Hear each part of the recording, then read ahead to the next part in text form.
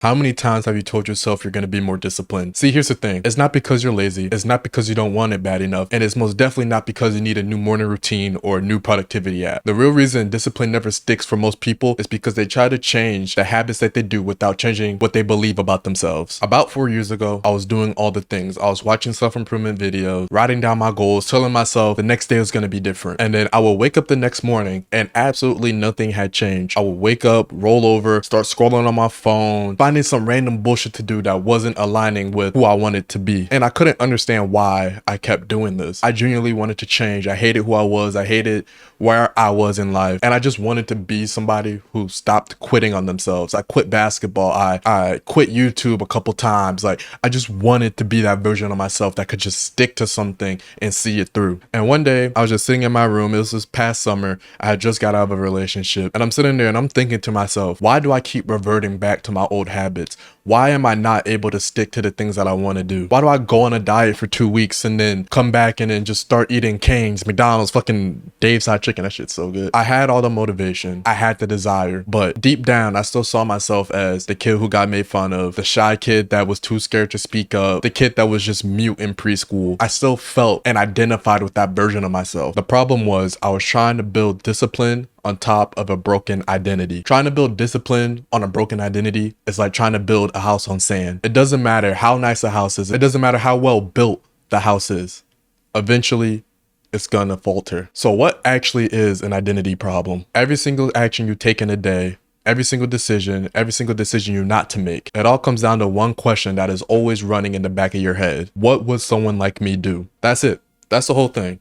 If you believe you are a disciplined person, when the alarm goes off at 6 a.m., you get up. It's not because you're motivated and it's not because you feel like it, but it's because who you've chosen to identify yourself as. But deep down, if you believe you're somebody who always quits, who's always inconsistent, who always finds an excuse, your brain is going to find you an excuse every single time. And it's not because your brain is trying to sabotage you, it's just keeping you consistent with the identity you have. James Clear talks about this in Atomic Habits. He says, every action you take is a vote to the person you want to be. But I take it a little bit further than that. Every action you take is a vote for the current person you believe you are. And if those two things are out of sync, it's going to create friction and you're going to call it a discipline problem, when in reality, it's truly an identity problem. So let me break down where this actually comes from, because this isn't just a mindset thing. There are real things that have shaped you to have the identity that you have today. Layer one, other people built it. From the time you were born, people always told you who you are. Your parents, your teachers, your friends. And over time, that information stacks up and slowly starts to shape your identity and what you believe about yourself. So if you grew up being told that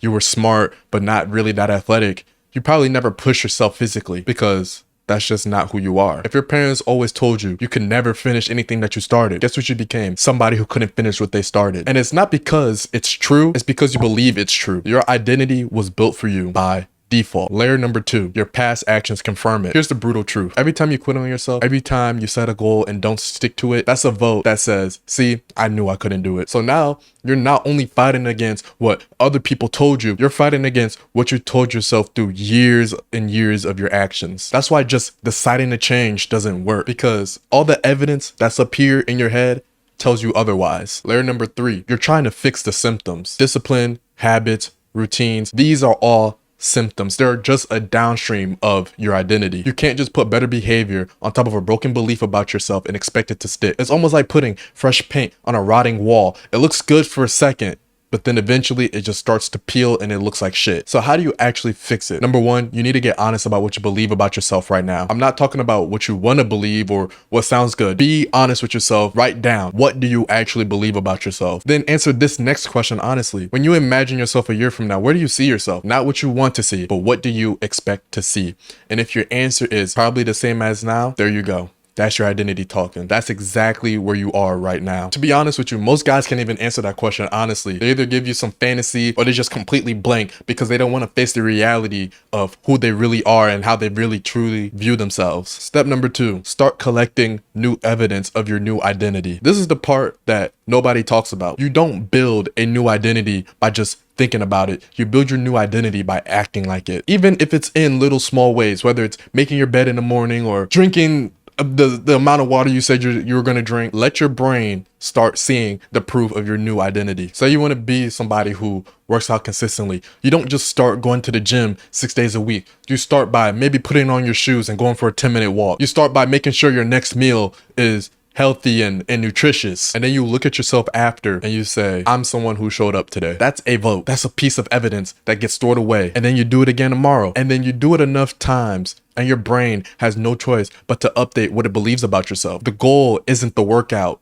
The goal is the evidence. Step number 3, stop talking about who you're going to be and start acting like who you already are. Most people walk around thinking, one day I'll be disciplined, or one day I'll have my life together. Disciplined people don't think like that. They just act like disciplined people. And it starts today with whatever situation you have. You don't wait to become it. You decide you already are, and then you act accordingly. And yeah, you're gonna slip. You're gonna have days where the identity tries to pull you back. That's normal. But every time you catch it and you realign yourself with the new identity that you believe about yourself, you're strengthening that identity. This is the actual work, not discipline, not habits, and not routines. This, choosing your identity and acting accordingly. That's all I have for you today. If this hits different than your normal self-improvement video, go ahead, hit the subscribe button if you like, click the like button as well. Leave a comment if you like anything I said.